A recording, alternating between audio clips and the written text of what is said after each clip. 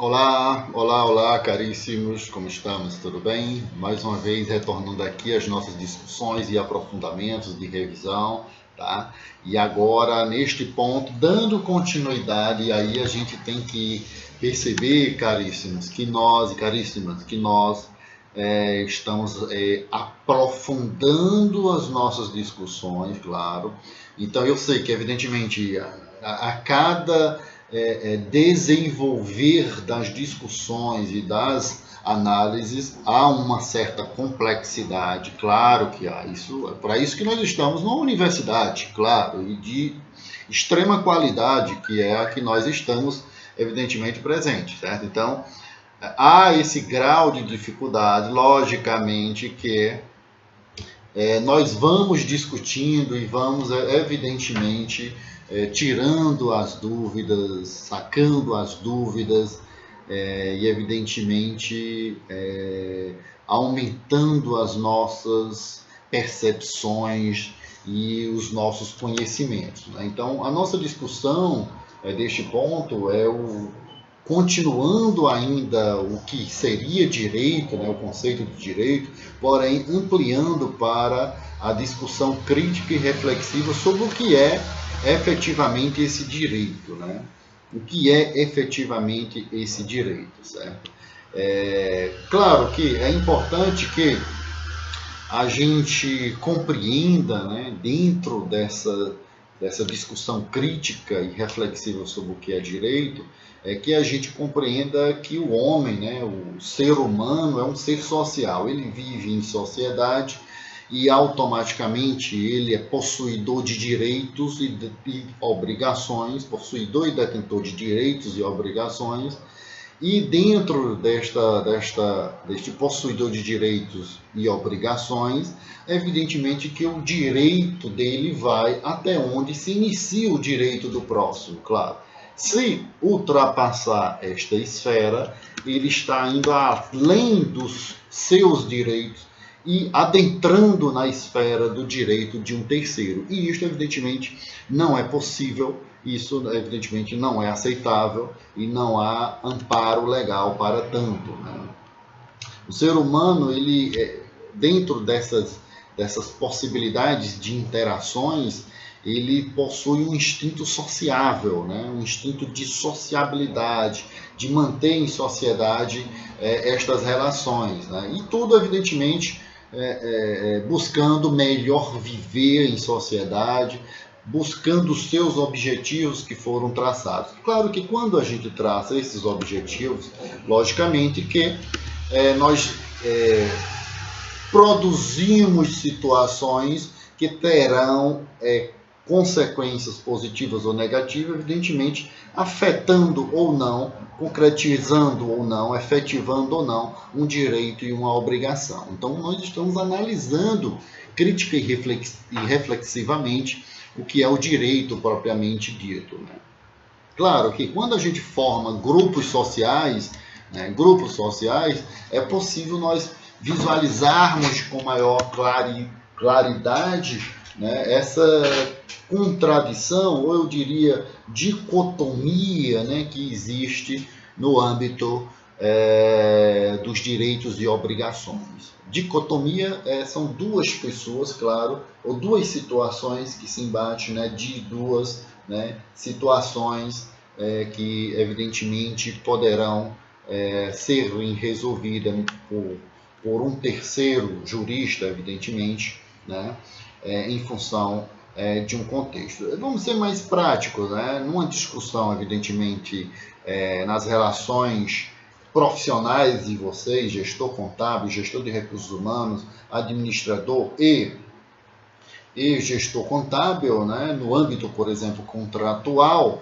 logicamente que este possível embate entre duas possíveis situações, né, caso não seja resolvido, caso não seja cumprida, teremos que buscar um terceiro, que é o Estado, através do juiz, para dizer quem é que tem direito, né, dentro de uma discussão contratual. Né? Quem é que tem direito? Né? Eu até disse para vocês, né, que no âmbito jurídico, no âmbito de uma discussão jurídica, o texto da lei, você não é obrigado a dizer, olha, eu tenho direito com base no artigo tal, tal, tal. Não. Por quê? Porque existe os dizeres latinos, o nosso direito é latino, né? Dá-me factum dabut tibi jus, dê-me o fato, a situação, a controvérsia, que eu te darei o direito. Quem é que tem direito, propriamente dito?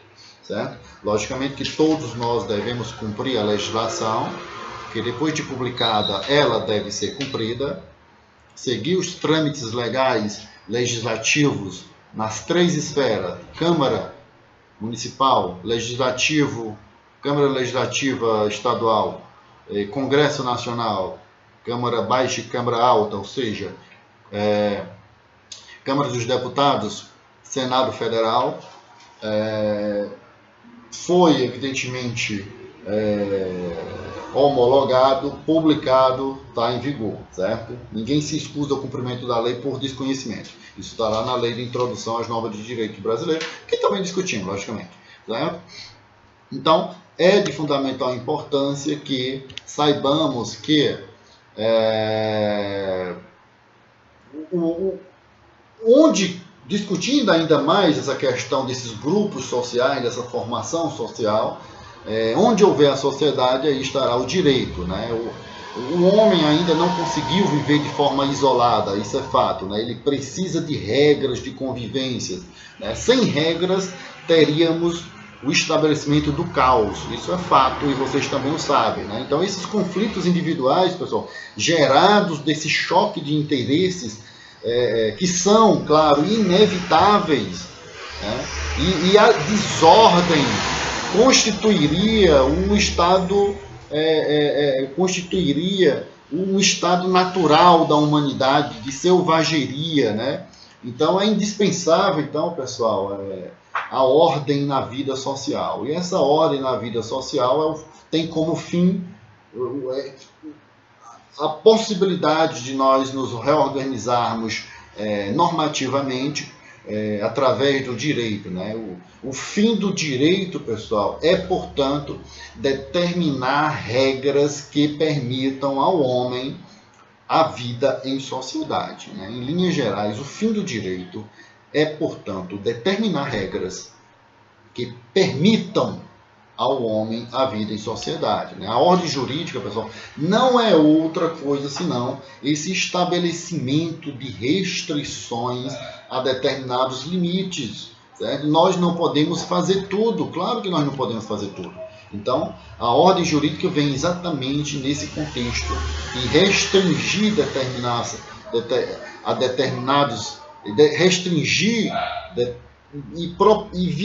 e fazer com que tenhamos limites nas nossas ações. É somente assim, evidentemente, que é possível essa coexistência social propriamente dita, né? Claro que, pessoal, reside aí a razão porque o homem não pode furtar, o homem não pode roubar, né? Roubar, evidentemente, implica uma violência, furta quando a pessoa pega algo de alguém sem uma violência, ninguém pode matar, certo? Se, evidentemente, tivéssemos esse arbítrio, essa possibilidade de fazer tudo, evidentemente seria o fim da sociedade, né? Então seria o fim da sociedade propriamente dito. E claro que ninguém quer isso, pessoal. E logicamente que nós estamos nessa análise crítica do direito, claro que é para dizer da importância do direito, da importância de nós estudarmos as estruturas jurídicas nas diversas profissões, exatamente para nós compreendermos que não podemos fazer tudo o que queremos, né? Por quê? Porque o fim do direito é determinar regras que permitam ao homem a vida em sociedade, né? O direito é esse conjunto de normas gerais e positivas escritas, ela é escrita, né? Propriamente dita, ditadas por um poder soberano e que disciplina, evidentemente, a vida em sociedade, né? recapitulando, né, etimologicamente, a palavra direito, ela significa o estudo da origem. Claro, a etimologia ela é o estudo, né, da origem de uma palavra, né, a sua genealogia. Quando a gente fala etimologicamente, vamos esclarecer, né? Etimologia, o que é etimologia? Por que a gente diz etimologicamente a palavra direito? Etimologicamente, é um estudo, é uma ciência que estuda a origem da palavra como um todo, seja qualquer palavra. O estudo das palavras é feito pela etimologia. E claro que direito, ele é oriundo, né, do adjetivo latino directus, qualidade do que está conforme e arreta, o que é reto, o que não se desvia, né, que provém evidentemente de um particípio passado do verbo dirigo, dirigere, que é guiar, conduzir, né? Então, essa palavra ela surgiu, evidentemente, apenas na Idade Média, pessoal, no século XIV. Em Roma não se usava esse termo, havia a palavra jus para expressar o que era lícito. Então, o jus que é uma palavra romana, latina, que diz, evidentemente, o que é lícito, né? O que é correto, né? Nesse sentido, evidentemente figurado, passou a designar o que estava de acordo com a lei, propriamente dito. Então, o direito, pessoal, verdadeira, constante na história da humanidade, é um fenômeno universal, comum a todos os povos, evidentemente. Existiu, existe e sempre existirá em todos os tempos, em todos os lugares, né, o direito. E não é exagero, pessoal, afirmar que todos sentem o direito e que, de certo modo, todos sabem o que é o direito, pessoal. Isso é lógico, todos nós sentimos o direito e todos nós sabemos o que é o direito propriamente dito, né? Então, a finalidade do direito, fazendo essa pontualização, né, ele tem essa sua origem que nasceu junto com a civilização, propriamente dito, desde o momento que a civilização começou a se reorganizar e estabelecer algumas obrigações perante aquele grupo e, evidentemente, direitos perante aquele grupo, né? A sua história é a história da própria vida, certo? Por mais que a gente mergulhe no passado, sempre vamos encontrar o direito, ainda que em um estágio rudimentar, né? Ou seja, bem básico, bem elementar, regulando aquelas relações humanas, né? Isso sempre nós vamos encontrar alguns pontos que vão nos mostrar alguma obrigação, algum direito, né? O conjunto de normas do que fazer e o que não fazer. Então, isso são os direitos, evidentemente não de forma nos primórdios, da palavra que nós entendemos hoje, mas já o era, né? Claro, aqui o homem obrigado ao convívio, trabalhando um com o outro, né, carece dessas regras, né, de conduta, de um mínimo de ordem e direção, né? Por isso que a gente diz que onde está o homem está o direito, né? Essas regras de procedimento, disciplinadora dessa vida em sociedade, né, que vem, é claro, receber esse nome de direito. Né? Então, a finalidade do direito, pessoal, se resume em regular essas relações humanas a fim de que haja a prosperidade no meio social, né, impedindo, claro, a desordem e o crime. Né? Sem o direito estaria, claro, a sociedade em constante processo de contestação, o que seria um caos, onde a lei do mais forte imperaria sobre sempre para com os menos, né, claro, e num verdadeiro caos, né. Então, conceitualmente, o direito é como sendo esse complexo de norma reguladora dessa conduta humana, tem força obrigatória, ela coage, força obrigatória, né? Não é possível, claro, uma sociedade organizada sem normas reguladoras que venham obrigar, né, acompanhada de punições. Você pode ou não pode fazer isso. Se você fizer contrário a essa norma, haverá punições, claro, né? E essa punição é que torna a norma respeitada. Se não houver, evidentemente, o respeito da norma, a imposição de uma punição para não fazer algo, certo? Para não fazer algo, evidentemente a norma ela não é respeitada. Isso nós sabemos evidentemente, né? Então, não adiantaria, claro, pessoal, a lei dizer que matar é crime, se paralelamente não impusesse uma sanção, ou seja, uma pena àquele que matasse, né?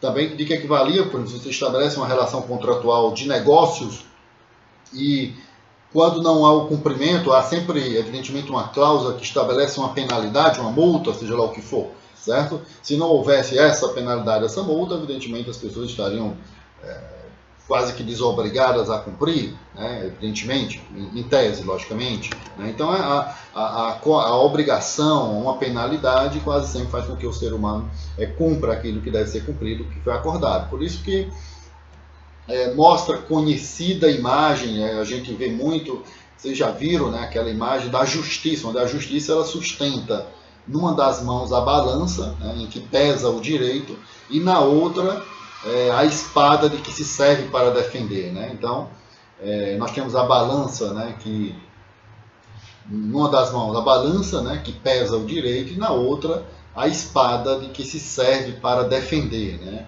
A espada sem a balança é a força bruta.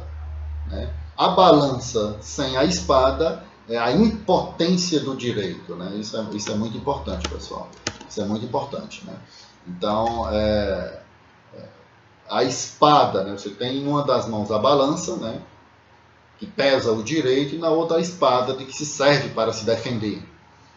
A espada sem a balança é uma força bruta. Né? Porém, se você tem a balança sem a espada, é a impotência do direito, no sentido de que você pode pesar o direito que você não vai poder impor.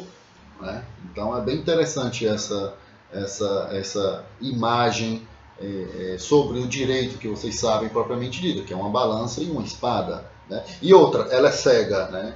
A justiça ela é cega. Por que ela é cega? Ela é cega porque ela não pode ver quem é quem.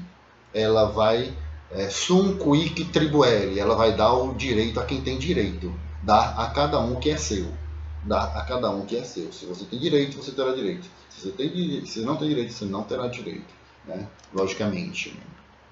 Então, quando a gente faz assim, uma discussão sobre um direito que é objetivo e o direito subjetivo, né?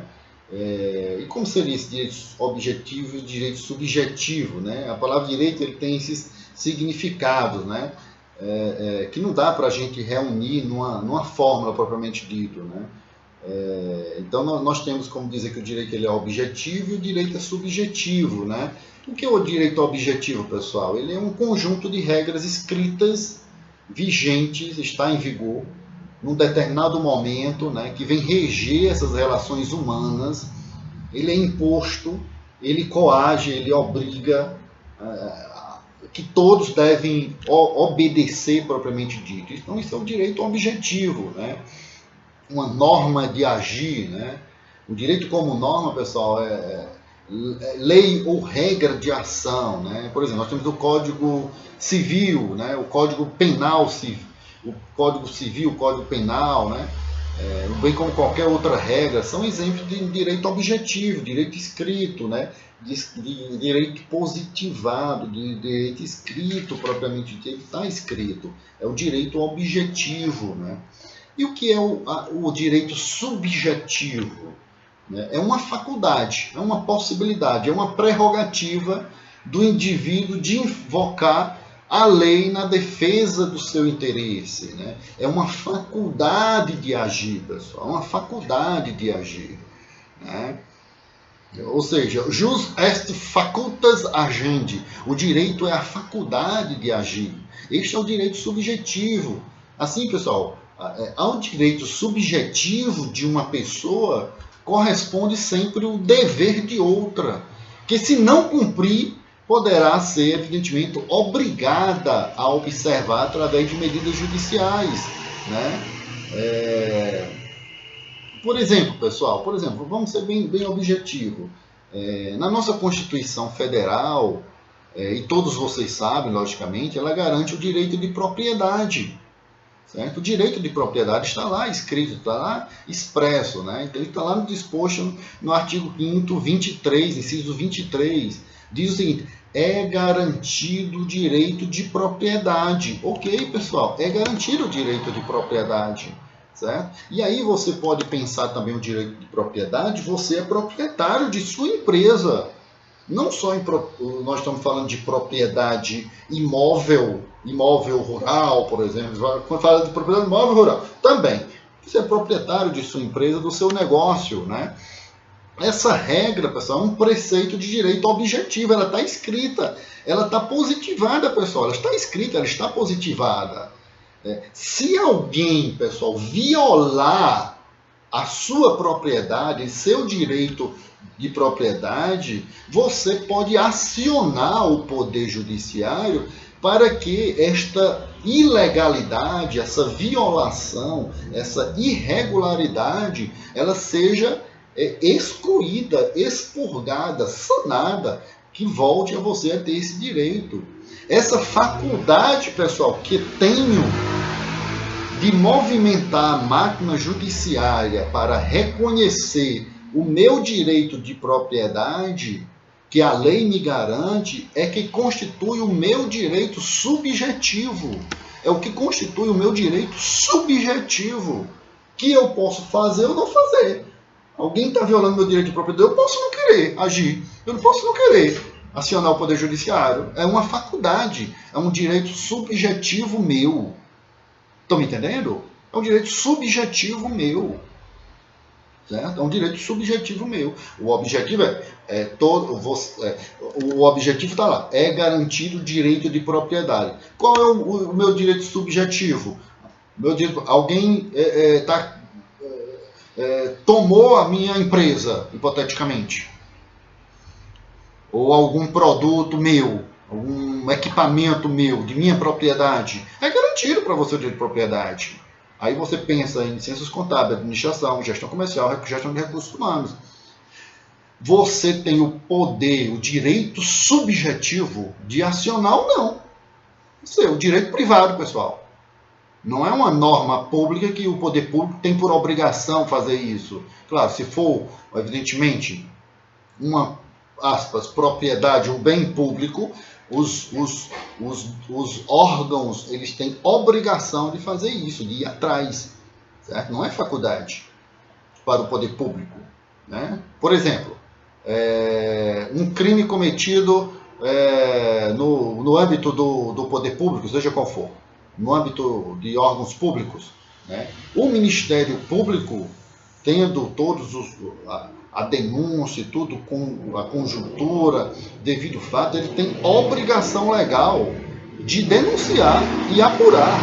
O promotor de justiça ele é obrigado, porque senão ele comete um crime chamado de prevaricação. Prevaricação não tem nada a ver com o que a gente pensa no sentido da palavra, do sentido estrito da palavra. Prevaricação no serviço público implica que eu tinha o dever de agir e não agir. O dever legal. Se eu não fiz, eu cometi um crime denominado de prevaricação. Ou seja, eu poderia inclusive ser punido por isso, sofrer um processamento, um procedimento e ser punido porque eu não fiz cumprir com o meu dever. Então, creio que deu para entender, né, o objetivo do subjetivo, né? O objetivo, por exemplo, é garantir o direito de propriedade, direito objetivo. Subjetivo, alguém atacou, tomou, violou a minha propriedade. Eu tenho o direito subjetivo, evidentemente, de ir atrás do Poder Judiciário para que sane, resolva essa situação. Né? Resulta, pessoal, que o direito objetivo é um conjunto de leis dirigidas a todos, ao passo que o direito subjetivo é uma faculdade que tem cada um de invocar, de buscar a lei a seu favor, sempre que houver uma violação de um direito por elas resguardado, né? Então, de fundamental importância, né, pessoal? Fundamental importância nós entendermos isso, né? Podemos também trazer para vocês, né, alguns conceitos, né, de grandes doutrinadores que disseram o entendimento deles sobre o direito subjetivo. Nós temos, por exemplo, Hans Kelsen, né, que para ele o direito subjetivo é a expressão do dever jurídico. Ele reflete o que é devido por alguém em virtude de uma regra de direito, é um modo de ser da norma jurídica. É fácil da gente compreender depois que nós argumentamos e mostramos um exemplo, né? Se a gente fosse direto para o conceito dos doutrinadores, dos pensadores, ficaria um tanto quanto incompreensível, um tanto quanto incompreensível, né? Deguite, grande publicista francês, diz que o direito subjetivo não existe. Olha só, na ideia dele não existe. O que existe são situações de fato de natureza subjetiva, ou seja, são situações fáticas juridicamente garantidas, segundo Leon Deguy, né? Para Del Vecchio, o direito subjetivo nada mais é do que a possibilidade de querer. Olha só como é interessante, de querer, né? E para Miguel Reale, o direito subjetivo seria, então, a possibilidade de uma pretensão unida à exigibilidade de uma prestação ou de um ato de outrem, né? Claro, pessoal, que aí a gente tem que entender todas essas discussões, que não é apenas uma faculdade como um primeiro momento, né? Definimos em sala de aula, a título de primeiro contato, né? Esclarecimentos sobre o que é direito subjetivo, mas possibilidade ou poder de agir dado a alguém, né? Pela lei ou pelo contrato, de exigir de outra uma conduta ou uma omissão, né? Então fica bem claro dentro dessas nossas discussões, né? Dentro dessas nossas discussões, certo? Podemos também ainda aprofundar, pessoal, as discussões sobre o direito e a moral, né? Então, na vida em sociedade não estão somente vinculados a observâncias de norma jurídica, né? Há necessidade, claro, de delimitar a diferenciação entre o direito e a moral, né? Ambos têm, claro, pontos em comum e pontos de semelhança, ok, né? Como semelhança entre o direito e a moral, destacamos que tem eles uma base ética comum, uma origem idêntica, ou seja, a consciência social. Claro, né? A consciência social é lógico que vai nos levar, é claro, a entender esse ponto de contato entre o direito e a moral, logicamente, né? Então, é bastante visível isso, né? E ambos, claro, constituem normas de comportamentos e de conduta, regulam atos de seres humanos livres, né?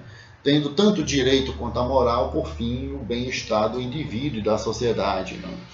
Então, de um lado, são pontos divergentes, né? Que pontos divergentes, né?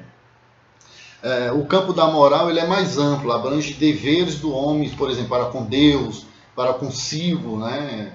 Para com os seus semelhantes, né? O direito ele é mais restrito, né? Compreende apenas os deveres do homem para com o semelhante, né? O direito ele possui a coerção, né? A coercibilidade, a obrigatoriedade, ele vai impor, né? A moral ela não é, ela é incoercível, né? Não há aquela obrigação. A principal distinção, né, entre a regra moral e a regra jurídica, a gente pode ver a principal distinção é a sanção, né? Você sofreu uma punição em função de um ato ou de um comportamento. Então, a primeira diferença, talvez uma das mais impactantes, é a questão da sanção, né? Então, considerando o fim a que se destina a regra moral, ela só comporta sanções internas, remorso, arrependimento, desgosto, né? Uma reprovação social, né? Do ponto de vista social, tal sanção ela é quase ineficaz, né? Pois não se submete, por exemplo, o indivíduo que sem consciência e sem religião, por exemplo, não vai... Um indivíduo que não tem consciência, que não tem religião, não vai se sentir constrangido de absolutamente nada, né? E a regra jurídica, ao revés, conta com a sanção para obrigar o homem a fazer ou não fazer alguma coisa. Então, se não existisse esse elemento de obrigação, de coercitibilidade, não haveria segurança nem justiça para a humanidade, né, evidentemente. Então, o conceito de coação, né, como a possibilidade de constranger o indivíduo à observância da norma, torna-se inseparável do direito e nos possibilita essa visão bastante distintiva, né, entre o direito e a moral, né? O direito e a moral propriamente dito como uma conduta possivelmente repreendida, né? Conduta de repreensão, né? De repreensão que não vai, evidentemente, repercutir, né? Então a moral ela visa essa abstenção do mal e a prática do bem, enquanto que o direito, o objetivo é evitar a lesão ou prejuízo de alguém propriamente dito, né? Essa norma, a moral, ela dirige-se no momento interno psíquico, de vontade, né? A intenção que determina o ato, ao passo que o direito ele se dirige a um momento externo, físico, né? Isto é, o exterior, né? E a moral ela é unilateral sua, o direito ele é bilateral, né? Bilateral, né? E então nós podemos até citamos alguns exemplos e me foi até perguntado sobre exatamente nesse ponto, né? Essa grande diferença e contato até entre um contexto ético ou jurídico com a moral, né? Quando a gente analisa, por exemplo, as pesquisas genéticas com células-tronco. Então, digamos que ela não era... ela era proibida, as pesquisas genéticas por células-tronco, certo? E então, até ontem era proibido, havia sanção, poderia ter penalidades dentro do direito objetivo seríssima, e do subjetivo também, até junto aos conselhos de ética da profissão, da área da saúde, né? Evidentemente. E aí digamos que houve uma mudança na legislação no direito objetivo hoje. Aí amanhã já não há a punição objetiva da norma, não há uma coerção, uma punição do direito se eu amanhã puder manipular células-tronco. Ora, então quer dizer que até ontem era antiético, o direito poderia me punir objetivamente, etc. Era subjetivamente também, etc. A moral também. Aí hoje mudou a legislação. Amanhã já não tenho punição objetivas do direito propriamente dito para pesquisa de célula-tronco, por exemplo, certo? Então até ontem era antiético, amanhã já não é antiético. Ora, então a moral ela vem como essa qualidade da ética, né? E é como ela se apresenta. Então amanhã, eu estou no amanhã. Pode até ser ético, pode até ser legal, mas não é moral para mim, porque vai de encontro aos meus princípios, a minha consciência, a minha religião, por exemplo, certo? Então, a moral ela vem como essa qualidade de como se apresenta e eu vejo, né? Nessa discussão ética e jurídica, né? Então, acho que é um exemplo que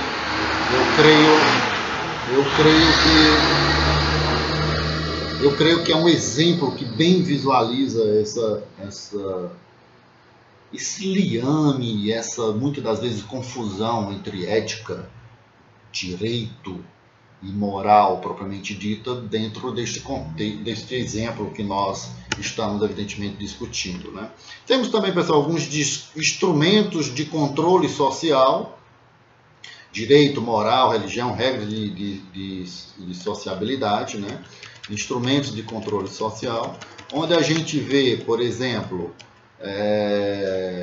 que são condicionamentos da vida do homem em sociedade, né, que é, claro, para atingir a harmonia social. A sua importância é porque só as normas jurídicas levariam o homem a se tornar, se nós tivéssemos somente normas jurídicas, levaria o homem a se tornar um robô, de modo que a socialização não seria um valor em si, mas algo forçado, né?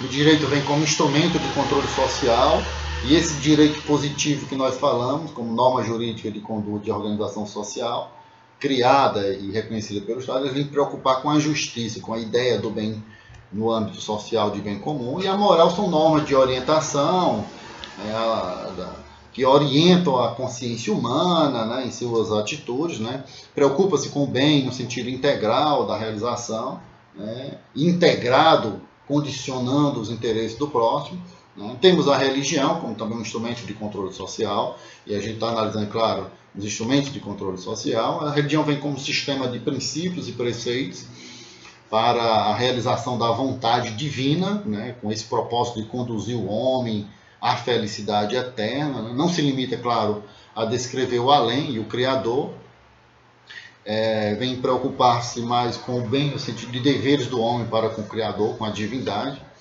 E algumas regras de trato social são exatamente os padrões de conduta social ditados pela própria sociedade, com o propósito, claro, de tornar mais agradável, mais ameno o ambiente social. Por exemplo, a cortesia, a etiqueta, o companheirismo, a amizade, né? Isso é bastante interessante, né? Bastante interessante, né?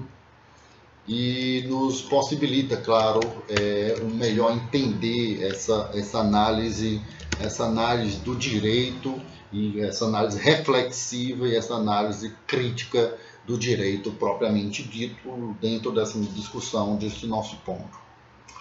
Ok, pessoal? É isso aí, né? São algumas discussões profundas e necessárias, claro, né? E estamos aí abertos para quaisquer outros debates. Um abraço, até logo, tchau.